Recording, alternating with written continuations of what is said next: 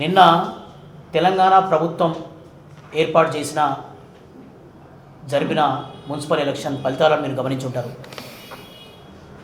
దాదాపుగా 2900 పైచిలుకు municipal corporation మున్సిపాలిటీలలో జరిగిన ఎన్నికలలో బీసీల తరపు నుంచి దాదాపుగా 57% నిన్న వరకు ఈరోజు వరకు వచ్చిన ఇన్ఫర్మేషన్ ప్రకారం దాదాపుగా 57% బీసీలు కైవసం చేసుకున్నారు. ఈ రాష్ట్రంలో ఉన్న అన్ని రాజకీయ పార్టీలు బీసీ రిజర్వేషన్ల కొరకు మనం చేస్తున్న పోరాటం గత 2 సంవత్సరాల నుంచి స్థానిక సంస్థల్లో 42% రిజర్వేషన్ల కోసం అని చెప్పేసి కాంగ్రెస్ పార్టీ కామారెడ్డి డిక్లరేషన్ ఇచ్చిన వాగ్దానం మేరకు మనం చేస్తున్న ఈ ఉద్యమం గ్రామ స్థాయి వరకు వెళ్ళి మొన్న మీరు చూస్తే గ్రామ పంచాయతీ ఎలక్షన్లలో దాదాపుగా 53% పైగా బీసీలు కైవసం చేసుకోవడం జరిగింది. అలాగే నిన్న జరిగిన మున్సిపాలిటీల్లో 57%గా ఇప్పటివరకు వచ్చిన ఫలితాలను బట్టి తెలుస్తుంది. మరి ఈ రాష్ట్రంలో ఉన్న కాంగ్రెస్ పార్టీ అధికారంలో కాంగ్రెస్ పార్టీ 42% రిజర్వేషన్లు ఇస్తామని చెప్పి మోసం చేసింది. అలాగే బీఆర్ఎస్ పార్టీ ప్రధాన ప్రతిపక్షంగా ఉండి కూడా మనకి ఏ రోజు కూడా బీసీ బిల్లు పట్ల బీసీల పట్ల చిత్తశుద్ధి లేకుండా రిజర్వేషన్ల విషయంలో ఏ రోజు కూడా మనకు సపోర్ట్ చేయకుండా అన్నింటికన్నా ముఖ్యంగా బీసీ రిజర్వేషన్ల బిల్లు ప్రభుత్వం అసెంబ్లీలో ప్రవేశపెట్టి బీసీలకు విద్య ఉద్యోగ రాజకీయ రంగాల్లో 42% రిజర్వేషన్లు ఏర్పాటు చేసే బిల్లు పైన ఆమోదించిన తర్వాత బుట్టెం గారి మాధవరెడ్డి అనే వ్యక్తి హైకోర్టుకి వెళ్ళి మనకు చివరి నిమిషంలో దక్కాల్సిన రాజకీయ రిజర్వేషన్లు మనకు దక్కకుండా మన నోటికాడ ముద్దను లాగేసిన పరిస్థితుల్లో అలాంటి వ్యక్తికి ఈ బీఆర్ఎస్ పార్టీ టికెట్లు ఇచ్చింది అక్కడ. కానీ బీసీ బిడ్డలంతా ఏకమై అతన్ని ఓడించడం జరిగింది. కానీ మీరు గమనించాల్సింది ఏంటంటే అధికారంలో ఉన్న బీజేపీ అయితేనేమి, కేంద్రంలో ఉన్న బీజేపీ కానీ, రాష్ట్రంలో ఉన్న కాంగ్రెస్ కానీ, ప్రధాన ప్రతిపక్షాలైన బీఆర్ఎస్ కానీ, మిగతా పార్టీలు కానీ బీసీల విషయంకి వచ్చేసరికి వాళ్ళంతా ఏకమై మనకు రావాల్సిన న్యాయపరంగా మనకు దక్కాల్సిన వాటాను దక్కనీయకుండా చేసే కుట్రలు చేస్తున్నారు. అలాంటి కుట్రల్లో మనం బీసీ సంఘాలన్నీ ఏకమై గడిచిన 2 సంవత్సరాలుగా చేస్తున్న ఉద్యమ ఫలితంగా నిన్న మున్సిపల్ ఎలక్షన్లో అద్భుతంగా 57% పైగా మనం బీసీ బిడ్డలు కౌన్సిలర్లుగా గెలుపొందడం జరిగింది. మరి ఈ ఉద్యమాన్ని మనం స్ఫూర్తిగా తీసుకొని ఈ గెలుపును స్ఫూర్తిగా తీసుకొని బీసీలంతా ఏకమైతే ఏం జరుగుతుందో మొన్న గ్రామ పంచాయతీ ఎలక్షన్లో రిజల్ట్ రూపంలో చూపించాం, నిన్న మున్సిపల్ ఎలక్షన్ రూపంలో కూడా చూపించాం. ఇక రాబోయే కార్పొరేషన్ జిహెచ్ఎంసీ మిగతా కార్పొరేషన్ ఎలక్షన్లో కూడా బీసీలు ఇదే రకంగా ముందుకెళ్తూ 2028 సార్వత్రిక ఎన్నికల కల్లా బీసీ ఉద్యమాన్ని మహోదయ ఉద్యమ రూపంలో తీసుకెళ్ళి గ్రామీణ స్థాయి నుంచి బీసీ ఉద్యమ సంబంధించిన భావజాల వ్యాప్తిని ముందుకు తీసుకెళ్తూ మనం అందరం ఐకమత్యంతో ఉంటే ఖచ్చితంగా మనకు రావాల్సినది న్యాయంగా మనకు దక్కుతుంది. అలాగే 42% రిజర్వేషన్ల విషయంలో పోరాడుతూనే బీసీ బిల్లు ఏదైతే ఉందో విద్యా ఉద్యోగ రంగాల్లో కూడా దీనికి రావాల్సిన విషయం పైన కూడా మనం పోరాటాన్ని ఇలాగే కొనసాగించాల్సిన అవసరం ఉంది.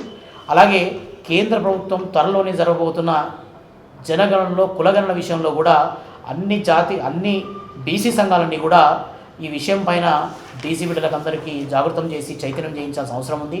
ఎందుకంటే ఒక్క రాష్ట్రంలోనే తెలంగాణ ప్రభుత్వం నిర్వహించిన కులగణన పైన ఎన్ని కుట్రలు పన్నీరో మన లెక్కలు సవ్యంగా రాకుండా మన లెక్కలను ఎట్లయితే తక్కువ చేసి చూపించడానికి ఎన్ని రకాల కుట్రలు పన్నీరో మీరు అందరికీ తెలుసు. కాబట్టి రేపొద్దున కేంద్ర ప్రభుత్వం జరపబోయే జనగణనలో కూడా ఆధిపత్య కులాలకు సంబంధించిన రాజకీయ పార్టీలు బీసీల లెక్కల విషయంలో రకరకాల కుట్రలు చేసే అవకాశం ఉంది. కాబట్టి మీరు చూస్తే మొన్న కేంద్ర ప్రభుత్వం జనవరి 22న త్వరలో జరగబోయే జనగణనలో కులగణనకు సంబంధించిన 33 ప్రశ్నాపత్రాలకు సంబంధించిన ఒక ప్రశ్నావళిని రూపొందించడం జరిగింది.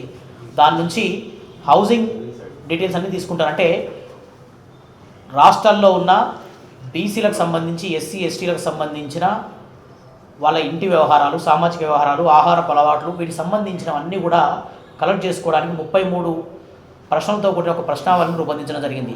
దాంట్లో కూడా కేంద్ర ప్రభుత్వం ఎస్సీ ఎస్టీలకు ప్రత్యేకంగా వివరాలు తీసుకుంటూ బీసీలను ఇతరులో కలపడం జరిగింది. అంటే బీసీలను మళ్ళీ అంటే ఇది ఒక రకమైన కుట్ర. దాంట్లో వాళ్ళు గమనించి ప్రశ్నపత్రంలో తీసుకుంటున్న వివరాల ప్రకారమే ఒక ఇంట్లో ఎంతమంది ఉంటున్నారు, ఆ గృహాన్ని ఎట్లా నిర్మించారు, ఎలాంటి పరిస్థితుల్లో ఉంటున్నారు, వాళ్ళు ఎలాంటి ఆహారం తీసుకుంటున్నారు, విద్యా ఉద్యోగం సంబంధించిన సామాజిక సంబంధించిన వివరాలు సేకరిస్తున్నప్పుడు ఆ సేకరించడంలో బీసీలకు సంబంధించిన ప్రత్యేక కాలం పెట్టకుండా దాన్ని ఇతరులని కలపడం ద్వారా మనం జనగణనలో కులగణన చేయమని చెప్తున్నదే మా వాటా ప్రకారం మేము ఎంతో లెక్కబెట్టి మాకున్న పరిస్థితులను గమనించి వచ్చే బడ్జెట్లలో సంక్షేమ పథకాలలో మా వాటా ప్రకారం మాకు రావడానికని మనం పోరాటం చేస్తుంటే వీటన్నిటిని పక్కన పెట్టి దాన్ని ఎస్సీ ఎస్టీలకు ప్రత్యేకంగా తీస్తూ మనల్ని ఇతరులు కలిపారు. ఈ విషయం కూడా బీసీలంతా గమనించాలి. దీని గురించి ఆల్రెడీ ఆర్ కృష్ణన్న గారు నిన్న కేంద్ర పెద్దలను కూడా కలవడం జరిగింది. దానికి సంబంధించి ఖచ్చితంగా బీసీలకు సంబంధించిన ప్రత్యేక కాలం ఏర్పాటు చేయాలని చెప్పి కూడా డిమాండ్ చేయడం జరిగింది. మనం ఈ విషయం పైన కూడా ప్రత్యేకంగా మనం అంతా దృష్టి సాధించి అన్ని బీసీ సంఘాలు ఉద్యమ నాయకులందరూ కూడా మనం త్వరలో జరగబోయే కేంద్ర ప్రభుత్వ కులగణనలో మనం అంతా జాగ్రత్తగా ఉండి మనం వీళ్ళందరినీ కూడా మన సంఖ్యాపరంగా అన్ని సవ్యంగా వచ్చేటట్టు కూడా మనం చేసుకోవాల్సిన అవసరం ఉందని చెప్పి ఈ వేదిక ద్వారా మీ అందరికీ తెలియజేస్తూ అందరికీ నమస్కారం. ముఖ్యంగా ఈరోజు బీసీ సంక్షేమ సంఘం వైస్ వర్కింగ్ ప్రెసిడెంట్ గుజ్జ సత్యం ఆధ్వర్యంలో ఈరోజు బీసీల కుల సంఘాలు, మేధావులు, న్యాయవాదులు మరియు వివిధ సంఘాల ఐక్యంతో అఖిలపక్ష సమావేశం ఏర్పాటు చేయడం జరిగింది. ఈ సందర్భంగా ముఖ్యంగా 3 అంశాలు ఈ సందర్భంగా చర్చించదలుచుకున్నాము. అయితే మొట్టమొదట సామాజిక న్యాయం, సమానత్వం, బీసీల అభ్యున్నతి కోసం, హక్కుల కోసం, రిజర్వేషన్ల కోసం, వారి సంక్షేమం కోసం దశాబ్దాలుగా బీసీల పోరాటానికి నిలువెత్తు నిదర్శనమే ఈరోజు సర్పంచ్ల రిజల్ట్ కావచ్చు, మరియు మున్సిపల్ ఎన్నికలలో రిజల్ట్ కావచ్చు, దానికి ప్రతిబింబించేలాగా దానికి నిలువెత్తు నిదర్శనమే మా పోరాట ఫలితమే అని ఈ సందర్భంగా తెలియజేస్తా ఉన్నాను. అంతేకాకుండా ముఖ్యంగా ఈరోజు సర్పంచ్ ఎన్నికలలో రిజల్ట్ చూసినప్పటికీ మరియు మున్సిపల్లో కూడా రిజల్ట్ చూసుకున్నప్పటికీ బీసీలు ఐక్యంగా నిలబడి బీసీల ఓట్లు బీసీలకే అనే నినాదాన్ని గల్లీ నుంచి ఢిల్లీ దాకా రగిలించాము, మారుమోగిస్తున్నామంటే మా పోరాటమే దానికి నిలువెత్తు నిదర్శనం అని ఈ సందర్భంగా తెలియజేస్తా ఉన్నాను. ఎందుకంటే బీసీలందరూ ఐక్యంగా మారితే ఓ మహాశక్తిగా మారబోతుందని, అవసరమైతే బీసీలకు వ్యతిరేకంగా పనిచేసే ఎవరైనా సరే కుర్చీ దిగేంత వరకు మా పోరాటం ఆగదు, ఈ యొక్క జాతీయ ఉద్యమంగా మారబోతుంది బీసీల పోరాటం అని సందర్భంగా తెలియజేస్తా ఉన్నాను. అంతేకాదు ముఖ్యంగా ఇప్పటికీ బీసీలు ఆర్థికంగా, సామాజికంగా, రాజకీయంగా అణచివేతకు గురవుతున్నారు అని అనడానికి ఎన్నో ఘటనలు ఉన్నాయి, ఎన్నో వివక్షలు ఉన్నాయి. ఉదాహరణ రీసెంట్గా జరిగిన ఒక ఉదాహరణ మనం తీసుకోవాల్సిన సందర్భం వచ్చిందని తెలియజేస్తా ఉన్నాం. విషయంకి వెళ్తే సంగారెడ్డిలో ఎన్నికలలో విధులు నిర్వహిస్తున్న శివకుమార్ యాదవ్ అనే ఒక యాదవ్ బిడ్డ, బీసీ బిడ్డపై అక్కడ ఉన్న మాజీ MLA, TPCC working president Jaggareddy గారు చాలా దారుణంగా బూతులు తిడుతూ యూజ్డ్ ఫిల్తీ లాంగ్వేజ్, తిట్టరాని మాటలు, వినరాని రాయరాని మాటలతో తిట్టి చాలా దారుణంగా మనోవేదనకు గురి చేసిన పరిస్థితి నిజంగా చాలా బాధాకరమని, దీన్ని యావత్ బీసీ జాతి దీన్ని ఖచ్చితంగా ఖండిస్తూ ఉందని తెలియజేస్తూ ఉన్నాం. ప్రజాస్వామ్య దేశంలో పోలీసులు మనందరికీ తెలిసిందే ప్రజలకు రక్షణ శక్తిగా ఉన్నారు. అంతేకాకుండా ముఖ్యంగా రాత్రనక పగలనక పోలీసులు ప్రజల కోసం సేవ చేస్తూ ఉంటారు. అలాంటి పోలీసులను ఇష్టం వచ్చినట్లుగా తిట్టడం వల్ల ఎంతో మంది బీసీ బిడ్డలు ఎవరైతే రాసి గ్రూప్లలో ఎగ్జామ్లో రాయాలి, పాస్ కావాలి, గవర్నమెంట్ ఉద్యోగులు కావాలి అనేటోళ్ళకి మానసికంగా ఆవేదన గురవుతారని, మనోభావానికి గురవుతారని, ఇలాంటి ఘటనలు జరగకుండా రాష్ట్ర ప్రభుత్వం కూడా దీన్ని ఒకసారి పరిశీలించాలని నేను విజ్ఞప్తి చేస్తున్నాను. అవసరమైతే కృష్ణయ్య, అందరూ బీసీ సంఘాలను కలిపి రాహుల్ గాంధీ కూడా లేఖ రాస్తామని సందర్భంగా తెలియజేస్తా ఉన్నాను. అంతేకాకుండా ముఖ్యంగా 3వ విషయం ఏంటంటే కేంద్ర ప్రభుత్వం మేము దశాబ్దాలుగా పోరాటం చేసినా కనీసం ప్రత్యేక మంత్రిత్వ శాఖ లేదు. కులగణన కోసం చూసుకున్నట్లయితే కనీసము మా మిత్రుడు, మా సహచర మిత్రుడు గుజ్జ సత్యం, మేమిద్దరం కలిసి ఎంతో పోరాటాలు చేస్తున్నా కూడా కనీసం ఓబీసీ కాలం పెట్టకపోవడం అంటే దీని అర్థం ఏంటి అంటే కేంద్ర ప్రభుత్వం యొక్క నిర్లక్ష్య వైఖరికే నిలువెత్తు నిదర్శనం అని ఈ సందర్భంగా తెలియజేస్తున్నాను.